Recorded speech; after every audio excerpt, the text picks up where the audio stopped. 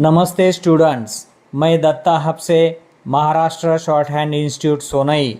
यह श्रुतलेखन आपके लिए सभी स्किल परीक्षाओं हेतु तैयार किया गया है। यस रेडी हिंदी अशुलिपि @100 वर्ड्स पर मिनट। स्टार्ट। परिच्छेद। महोदय, मेरे लिए जिसने विज्ञान को बाहर से ही महसूस किया है, यह असमंजस की बात है कि इसके बारे में उन लोगों से कुछ निवेदन करूं जो इसकी विभिन्न शाखाओं में पारंगत विज्ञानी है। लेकिन मैंने आपका निमंत्रण इसलिए स्वीकार किया कि इससे मुझे विज्ञान जगत के साथ संपर्क करने का मौका मिलता है। आपने इस अधिवेशन के लिए एक महिला वैज्ञानिक की अध्यक्ष चुना है। इसकी मुझे खुशी है।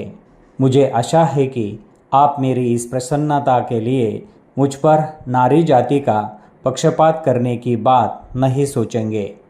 यह अंतर्राष्ट्रीय महिला वर्ष की अच्छी शुरुआत है। सबसे महत्वपूर्ण विज्ञान है। जीव विज्ञान ज्ञान के अन्वेषण का क्रम अनंत है।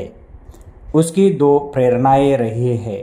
पहली प्रेरणा तो मनुष्य की अस्तित्व बनाए रखने की चिंता या जिजीविषा रही है और दूसरी उसकी चिर अतृप्त ज्ञान पिपासा रही है। इन दोनों में कोई टकराव नहीं है। वे कभी कभी समानांतर चलते रहे हैं, परंतु अनेक बार वे एक दूसरे में मिल गए हैं और एक दूसरे के परितृप्ति करते रहे हैं। एक से व्यावहारिक विज्ञान का उदय हुआ और दूसरे से मूल विज्ञान का। भारत में हमें इन दोनों की आवश्यकता है। जब हम अधिसंख्य लोगों के जीवन यापन के स्तर को ऊंचा उठा पाएंगे, तभी हम थोड़े से प्रतिभाशाली लोगों के लिए उच्चतर लक्ष्यों की प्राप्ति के वास्ते संतोषप्रद वातावरण का निर्माण कर सकेंगे। परिच्छेद। आज विश्व में प्रबल विचार मंथन हो रहा है और मनोवृत्तियों पर प्रश्न चिन्ह लगाए जा रहे हैं।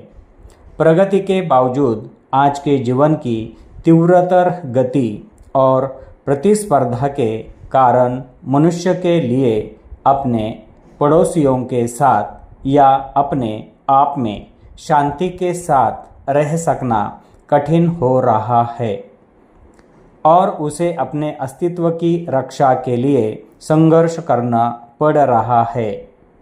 हालांकि यह एक भिन्न ढंग का और भिन्न स्तर का संघर्ष है। आज खतरा असभ्य एवं सबल आक्रांताओं की ओर से नहीं है, बल्कि उन परिपार्श्विक प्रभावों से है जो मनुष्य ने अपने ही सुख साधनों को विकसित करने के क्रम में उत्पन्न किए हैं। ये प्रभाव है अलगाव का एहसास, तनाव पैदा करने वाली परिस्थितियाँ, प्रदूषण तथा प्राकृतिक साधनों का विचारहीन दोहन। यह एहसास धीरे धीरे किंतु निश्चयात्मक रूप में प्रगतिशील लोगों के विचारों का अंग बनता जा रहा है और विश्वव्यापी चर्चा का विषय बन गया है।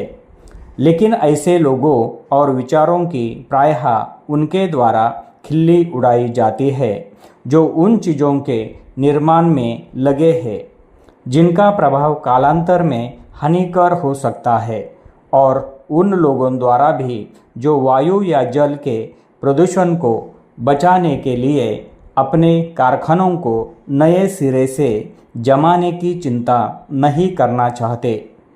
यह हमारा दुर्भाग्य है कि हमने औद्योगिकरण का सिलसिला एक ऐसे समय में शुरू किया है जबकि वह पहले की अपेक्षा कहीं ज़्यादा खर्चीला और जटिल है।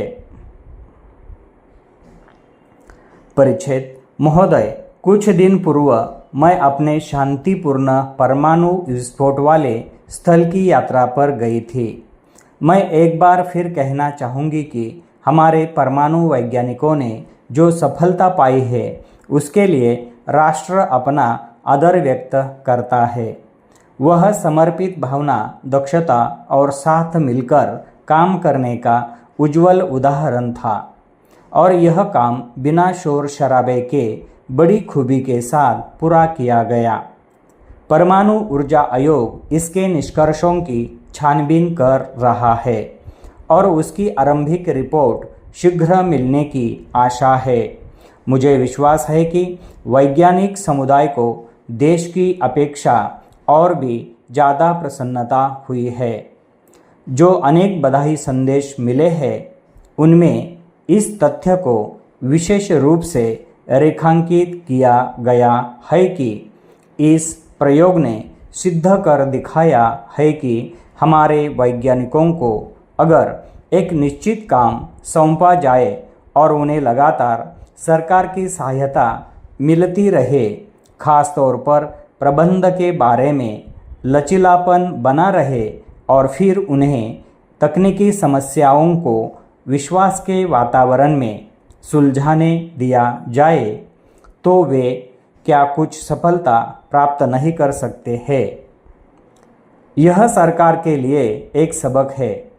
वैज्ञानिक समुदाय को भी अपनी उदासीनता त्याग देनी चाहिए और सरकारी प्रयास के साथ साथ उत्साहपूर्वक आगे बढ़ना चाहिए।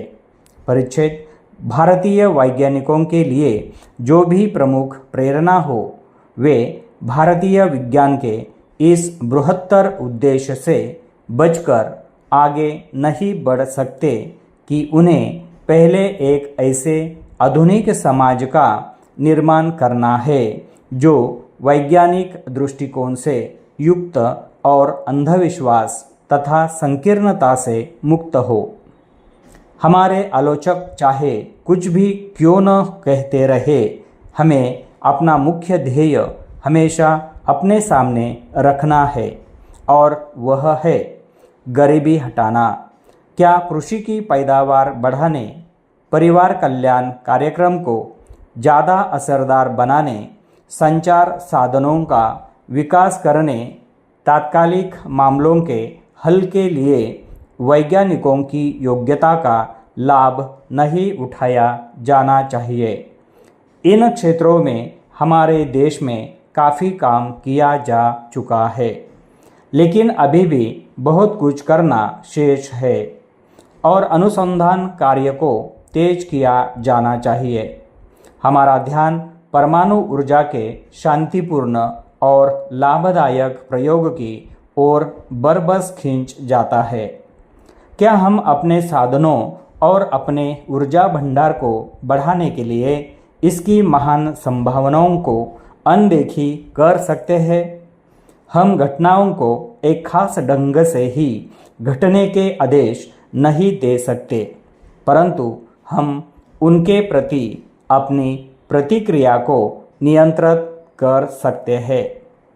पिछले साल इन दिनों हमने तेल और मुद्रा संकट के आरंभिक परिणामों को महसूस किया था।